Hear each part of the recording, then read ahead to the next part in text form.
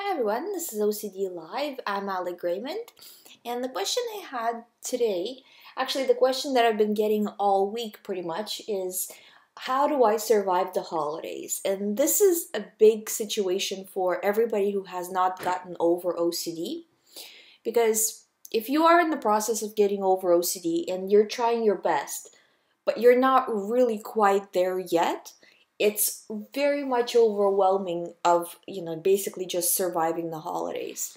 I remember when I was getting over OCD, holidays was the worst time for me. And I was always kind of, because you remember how it was before and you keep looking forward to that, and then you understand that because right now you have OCD, and at the time I didn't know I was gonna recover. So I didn't have for most of the time, I didn't have the tools because um, when I got OCD, the way it worked out with the timing is that I started to get over OCD actively right after New Year's. And I got over it by kind of midsummer. So like really, I mean, taking it seriously, doing the right things and everything. So right when it was Christmas time and like all of the holidays, it wasn't really easy because I was basically doing reassurance all the time, and that led me to having more OCD thoughts and just like endless cycle basically. Um, and I just wanted to kind of go over that with you and see, because I do have some tips on what you can do right now. First tip I would say is don't expect to overcome OCD before Christmas if you are struggling right now. Because, I mean, it takes time, and it is very quick if you are doing the right things. But seeing as we have only few days left, you have to be realistic and expect to get some thoughts on the day. Because if you expect to get some thoughts, when the day comes and when you do get those thoughts, you're gonna not be as surprised, you're not gonna be as scared, you're gonna be more prepared for them. And kind of let the situation be what it is. It will be what it is anyways, but if you say from the beginning that, kind of, not necessarily say, but just in your mind, kind of allow yourself to feel the way you're gonna feel, without a judgment of it. Like, don't put it into a thing of, okay, well, I'm gonna want to feel good, I have to feel good, it's Christmas, or however you celebrate, right? That, but instead saying that, I may feel good, I may not feel good, either way I'm gonna have an okay time, I'm gonna try to do my best to enjoy myself. And it's just another day, really, and if I don't feel good this year, and if I feel really bad, I'll for sure feel better next year because I'll be over it. So putting it in that perspective, taking the pressure off, because the more pressure you put on yourself, generally speaking, the worse you will feel. Also, another tip is having a go-to activity. So if, for example, you go to somebody else's house and you're trying to have fun but you have an OCD thought, what is it that you're going to do to relieve that? So, and the best thing to do, obviously, like from my other videos, is to refocus. But refocus on what? So have a go-to activity. For example, um, when I go to this person's house, I know they're gonna have many guests, and among those guests is gonna be this person, and they're pretty cool. I'm gonna talk to them, not about OCD, but about other things, and refocus away. I'm gonna ask them about this and this because I wanted to know about this and this. So you have a go-to situation when if you feel bad. So that definitely does help. Also, depending on your OCD topic, is eliminating surprises. So for example, if you feel that um, for example, if you have an HIV OCD, right, and you are worried that you'll see something that looks like blood or something like that, right away saying, okay, I may see something that looks like blood, something red, but I'm gonna choose not to react to it. And kind of preparing yourself for that right before you go. I would say it also helps to kind of walk yourself through the situation of what would happen. Another example is, if, say for example, you have the type of OCD where you're afraid to say the wrong thing. Walk yourself mentally through the situation of what would happen if you say the wrong thing. So, because once you play it through in your mind, it starts to be less scary and you're able to look at it more rationally. So that definitely does help. So just honestly having a plan, going through it and not expecting really anything, just let it go. It's, if you think about it, any holidays, how long does it usually last? Whether you're having people over or you're going over to their house, it only lasts a few hours. So it's not that big of a deal when you put it that way. And then you're going to be back in your own house or by yourself, and you're going to be able to feel however you want to feel. Also, if you feel like you're not being your authentic self, like everybody's enjoying themselves and you're not enjoying yourself, first of all, you have to understand that everybody with OCD feels like that. I hear this a million times a day. I felt that way when I had OCD as well. So this is nothing out of the ordinary. And then you have to understand too that how do you know that everybody else at the party is enjoying themselves fully? They might not have OCD, but they might have other problems that they're kind of sweeping under the rug, so to speak, and focusing on the happier situation. Because all of it is focusing your attention on what you want to focus on. So if you want to focus on something that's good and something that's happy, that's what you're doing. Focusing away from OCD, or in their case, focusing away from their problem. So don't take the thoughts that you get, because OCD gets you, just like from my other shows, that OCD gets you by your feelings. So because your mind thinks that the situation is true and real, it's going to send you all the thoughts, all the feelings, as if the situation is true. So if you're getting feelings that you're a fraud, that maybe, depending on your type of OCD, that maybe you feel like you don't deserve it or you shouldn't be there or anything like that, all of it is part of OCD. Those are not real. They're real in the sense that they're causing you harm, that they're causing you pain, emotional pain. But they're not real in the sense that they're not coming from an actual real situation, real danger.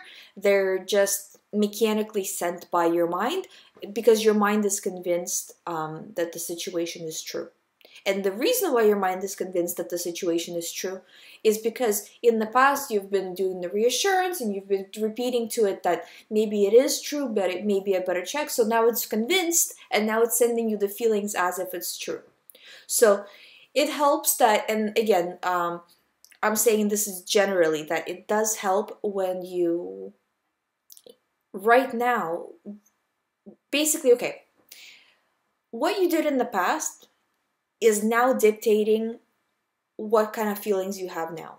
So because you were saying to your mind in the past that the situation is true and dangerous, and the way you were saying it is by reacting, by choosing to analyze, by checking, by getting reassurance, right now, because of those actions, your mind was convinced that the situation was true, and now sending you the thoughts of fear and anxiety and guilt, or whatever, depending on your OCD thought. But how you handle these thoughts right now as it's sending them is gonna shape your future. Because just like I'm saying, you reacted wrongly in the past and it's sending you the feelings now, eventually this moment will be the past. And when this moment is the past, your mind is going to say, okay, well, how was this person handling it last time? Were they paying attention to the thought last time I sent it to them or not? And if they weren't, or at least if they were trying not to, the mind is going to think that the thought is not as important because you weren't paying attention. Because the mind is just, it's like a conductor, it's looking to you to see what you're going to do. And based on that, it's directing thoughts. So which thought is important? to you because you reacted is coming to the front of the mind, which thought is not important to you because you didn't react is going in the back of the mind. So very, very important that you react correctly. But this is what I'm saying, all of this is in general every day. Now, we're talking about specifically holidays, and I don't mean just Christmas, I mean like birthdays, whatever, and any holiday really works the same. Because you're already kind of amped up, so to speak, and you're already anxious, or you're going to be anxious because if now chances are the holiday, unfortunately, there's no need to do additional exposures. Usually I say to people, yes, you should do exposures, and you should do exposures, but not right before the event that you are preparing for. And this goes for even not even just going as far as holidays, but even any event that's important. For example, doing an exposure right before you have a new job interview, or you're meeting somebody new, or anything like that is not a good idea. You have an exam in school or whatever the case may be. It's just not a good idea because your mind is going to be fully focused on OCD, and you're going to be trying to dismiss the thoughts, so you're going to be, in a whole other universe, so to speak. So Christmas, holidays, important events, they're not the time to do exposure. By the way, for those of you who are just watching or listening for the first time, what I mean by exposure is a big part of getting over OCD, and I guess I would even say a big part is the most important part of getting over OCD is doing an exposure and response prevention therapy.